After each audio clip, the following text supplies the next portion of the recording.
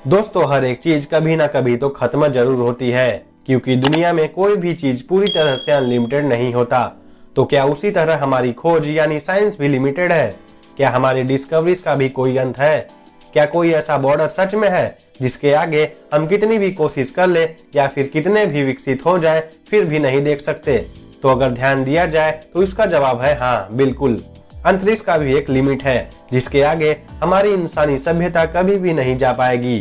फिर चाहे हम कितने भी विकसित हो जाए और हमारे पास कितने भी साइंस फिक्शन वाले गैजेट आ जाएं, लेकिन फिर भी हम कभी भी उन लिमिटेशंस को क्रॉस नहीं कर पाएंगे। तो आखिर वो कौन सी लिमिट है, आखिर वो कौन सा बॉर्डर है जिसके आगे हम इंसान नहीं देख सकते? चलिए इसके बारे में विस्तार से जानते हैं। दोस्तों, जब हम आसमान में देखते हैं तब यही सोचते हैं कि ये हमेशा ऐसा ही रहेगा। तारे खत्म होते हैं और नए तारे बनते हैं और ये किसी अनंत प्रक्रिया की तरह लगता है, लेकिन इसका भी अंत है। जैसे कि आप अपने गैलेक्सी मिल्की वे को देखोगे तो वो 2 लाख लाइट ईयर्स डायमीटर में फैला है और इसके अंदर 200 से लेकर 400 बिलियन जितने तारे मौजूद हैं। ऐसे में मैं अगर आपसे पूछूं कि हर साल कितने तारों का जन्म होता होगा तो आपका जवाब हजार, लाख या फिर शायद करोड़ में भी जा सकता है।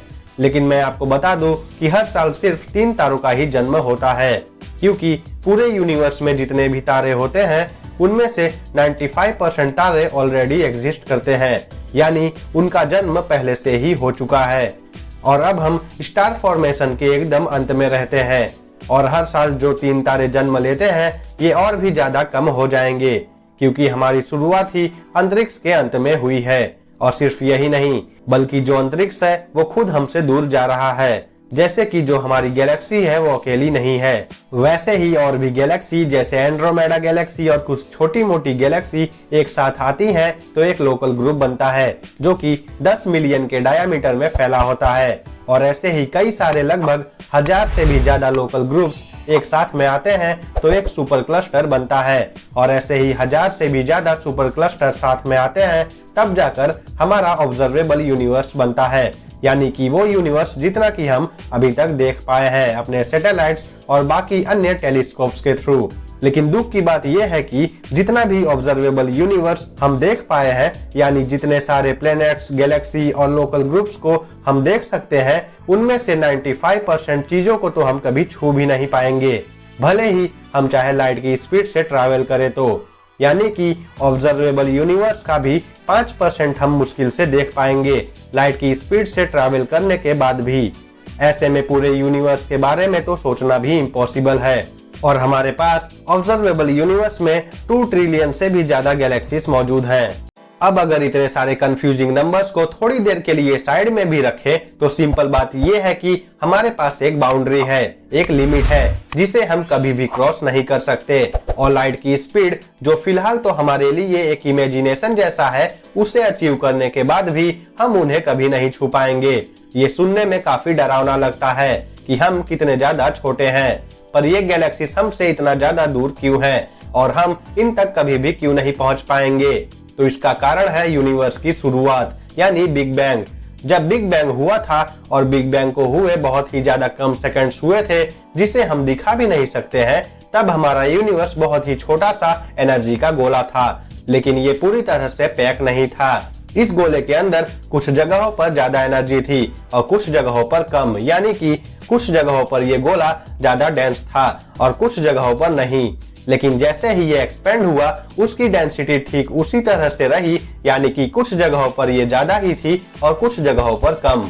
और फिर धीरे धीरे ग्रेविटेशनल फोर्स अपना असर दिखाने लगा और सब चीजों को फिर से अपने पास खींचने लगा और ऐसे ही लोकल ग्रुप्स बने। पहले जैसे हमने आपको बताया था कि कई सारे गैलेक्सीज मिलकर एक लोकल ग्रुप बनता है, तो ये लोकल ग्रुप ग्रेविटेशनल फोर्स के कारण ही बने हैं। और जहां पर ज्यादा डेंस एनर्जी थी वहां पर लोकल ग्रुप ज्यादा बड़ा हो गया, यानी उसमें ज्यादा गैलेक्सी बन गई। लेकिन ये जो लोकल ग्रुप है उनके बीच काफी ज्यादा जगह है, इनके बीच एक एम्प्टीनेस यानी खाली जगह है जहां पर ग्रेविटेशनल फोर्स काम नहीं करता है। और जैसा कि आपको पता ही है कि यूनिवर्स अभी भी बढ़ ही रहा है और इसी वजह से ये सारे जो लोकल ग्रुप है ये एक दूसरे से दूर हो रहे हैं, क्योंकि हमारा यूनिवर्स अभी भी एक्सपेंड होता जा रहा है। ये एक्सपेंशन क्यों होता है इसके बारे में वैज्ञानिक पूरी तरह से समझ नहीं पाए हैं, जिस वजह से उन्होंने इस चीज का कारण डार्क मैटर को बताया है, जिसके बारे में मैं पहले भी बात कर चुका हूँ। लेकिन आप अभी बस इतना ही समझिए कि ये यूनिवर्स बढ़ता जा रहा है, वो भी बहुत ही ज्यादा तेजी से, और इसकी वजह से हमारे चारों ओर एक होराइजन बन चुका है, और जो भी इस होराइजन के पार चली जाती है वो लाइट की स्पीड से भी ज्यादा तेजी से ट्रैवल करके हमसे दूर जाने लगती है, जिससे हम कभी भी उसके पास जाने की नहीं सोच सकते। और अब तक हमने जितना भी ऑब्जर्वेबल यूनिवर्स बनाया है, यानी कि जहां तक हम देख सकते हैं, उसमें से 95% चीजें इस होराइजन के पार चली गई हैं। इसलिए सिर्फ 5 से 6% ऐसी चीजें हैं जहां तक हम पहुंचने की थोड़ी बहुत उम्मीद कर सकते हैं।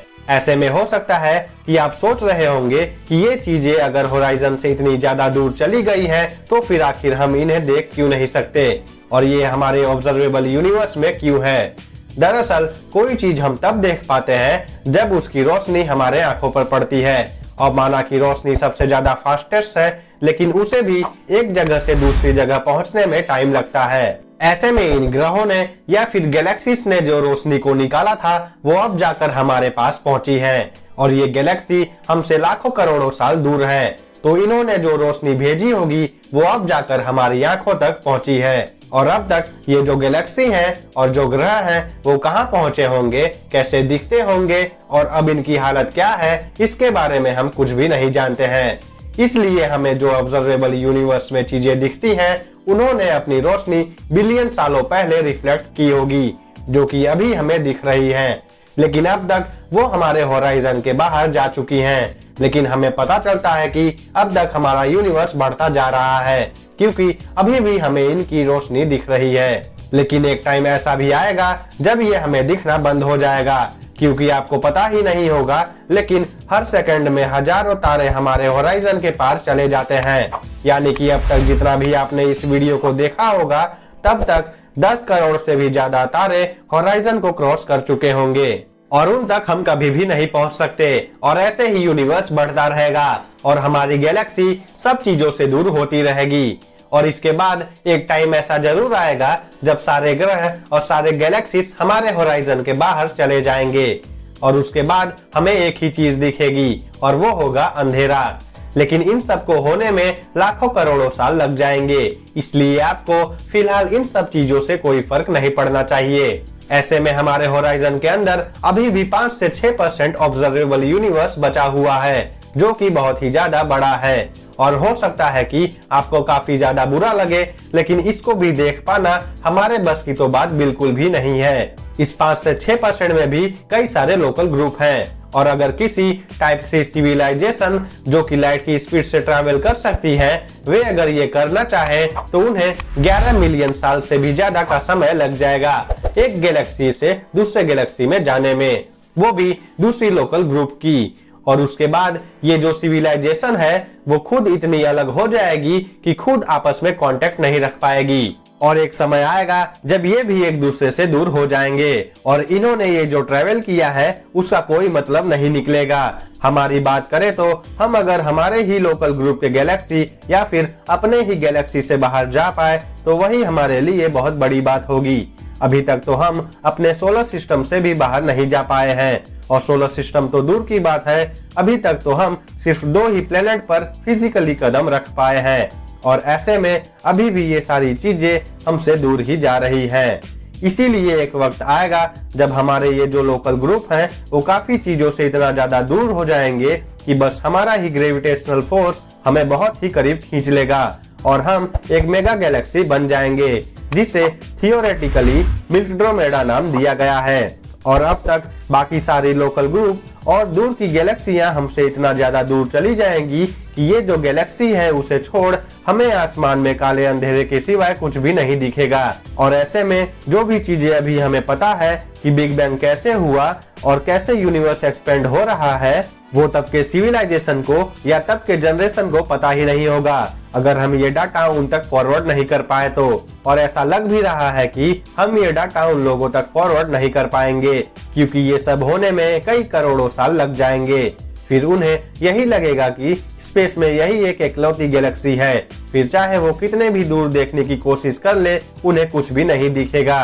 और इस पे अगर ध्यान दिया जाए तो हो सकता है कि करोड़ों साल के गैप की वजह से हमने भी कई सारी ऐसी चीजें खो दी है जो हमें यूनिवर्स के बारे में और भी ज्यादा कमाल की चीजें बता सकती थी, लेकिन ये सारी बातें सिर्फ हमारे इमेजिनेशन में ही रह जाती हैं। फिलहाल तो हमें इंटरस्टेलर स्पेस ट्रैवल, दूसरे ग्रह पर जाना और नई सभ्यता स्टार्ट करना ही बहुत बड़ी बात होगी और इससे आगे इंसानी सभ्यता शायद कभी नहीं बढ़ पाएगी। ये बातें कड़वी जरूर है लेकिन सच है। दोस्तों, आप इसके बारे में क्या सोचते हैं मुझे कमेंट बॉक्स में जरूर बताना। वीडियो में दी गई जानकारी अच्छी लगी हो तो वीडियो को लाइक और शेयर जरूर करना। साथ ही चैनल पर नए हो तो चैनल को सब्सक्राइब कर बेल नोटिफिकेशन को दबाना मत भूलना। मिलते हैं अगली वीडियो में किसी नए इंटरेस्टिंग टॉपिक के साथ। तब तक के लिए गुड बाय।